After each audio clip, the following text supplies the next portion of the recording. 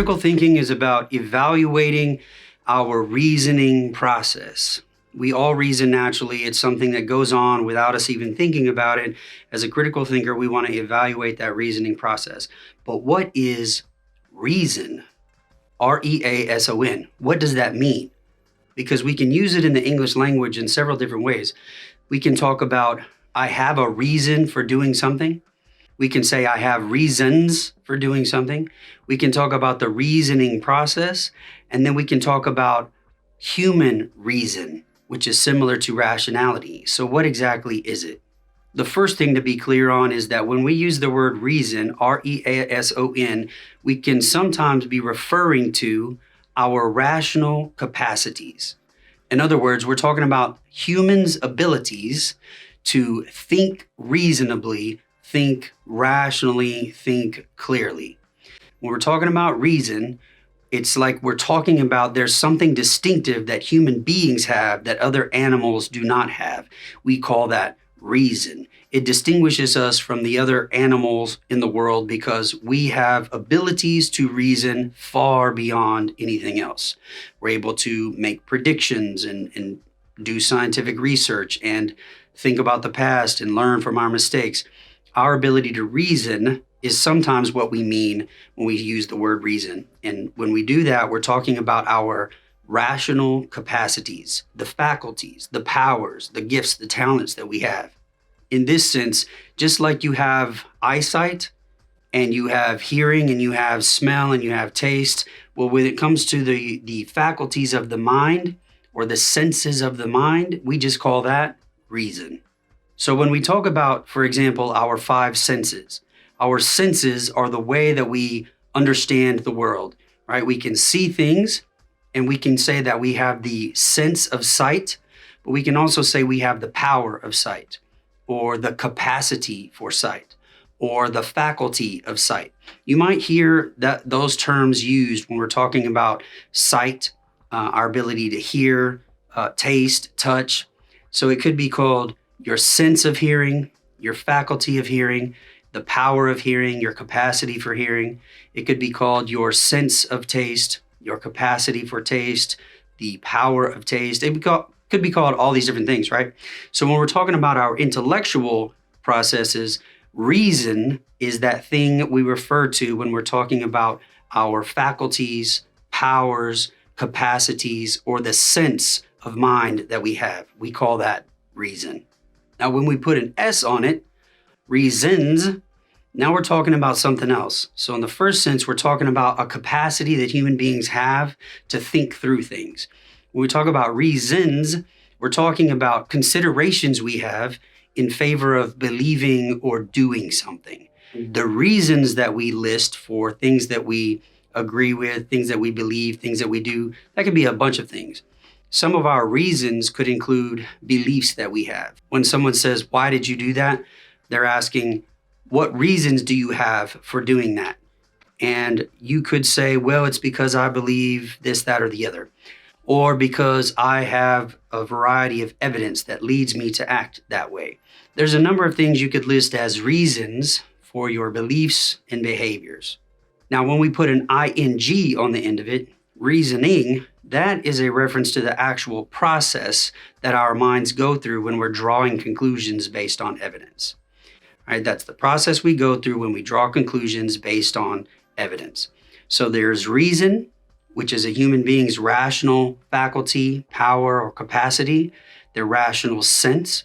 There's reasons, which can be multiple, and these are considerations we have in favor of doing or believing something. And then there's reasoning, which is just the actual process of drawing conclusions based on evidence.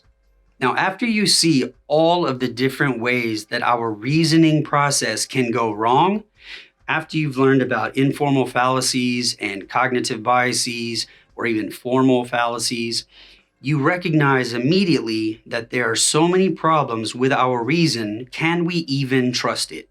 And that's a conclusion many people have come to. They become skeptics, or they become relativists, or agnostics, or cynics. There's all these different names that I'm going to discuss as well. But these are people who don't think that our reasoning abilities can really help us understand truth. They don't think our ability to think can really help us grasp or understand things in nature and reality. The big problem with becoming one of these irrational skeptics, relativists, cynics, or agnostics about reason, the big problem with saying that we can't trust our own reason to help us understand the truth is that we are using our reason in order to come to that conclusion. In other words, if we believe that our reason can't be trusted to give us an accurate and truthful understanding of the world, that's a conclusion that we have drawn. We have drawn the conclusion based on our life experience, our evidence, things we've read, things we've seen and heard. We've drawn the conclusion that our ability to reason just can't really be trusted. However, in drawing a conclusion, you have used your reason to do that very thing.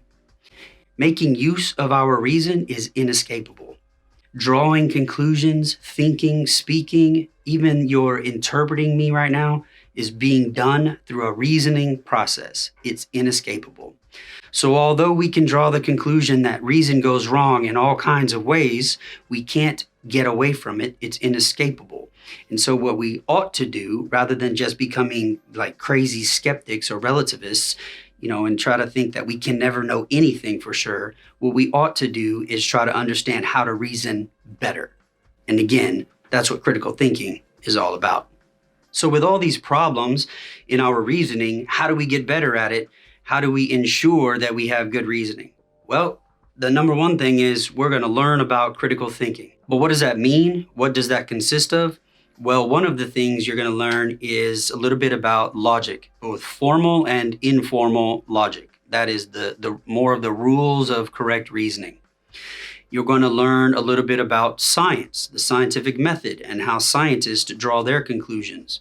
You should also learn about cognitive biases, all the different ways that our thinking can create patterns that lead us to errors. We will also learn about how important it is to have a dialogue with other human beings, right? So like if you're in SEG right now or on maybe death row, you're able to communicate with other people briefly, but it's really difficult. But that communication with other people is really crucial for you to learn how to reason better. And so you have to do whatever you can just to have basic communication with people about these kinds of things. Because if you just try to learn like in isolation without talking to anybody else, then your thinking will start to veer off path and you won't have anybody to sort of check your wrong ideas. Learning in community with others is really important. If we want to know some quick and fast tips on how to ensure we have good reason, learn a little bit about logic, learn a little bit about the scientific method, learn all the things we're going to discuss in critical thinking, learn about human cognitive biases, understand the importance of other people, and learn about intellectual virtues, how you might develop them and how you might lessen the effects of vice.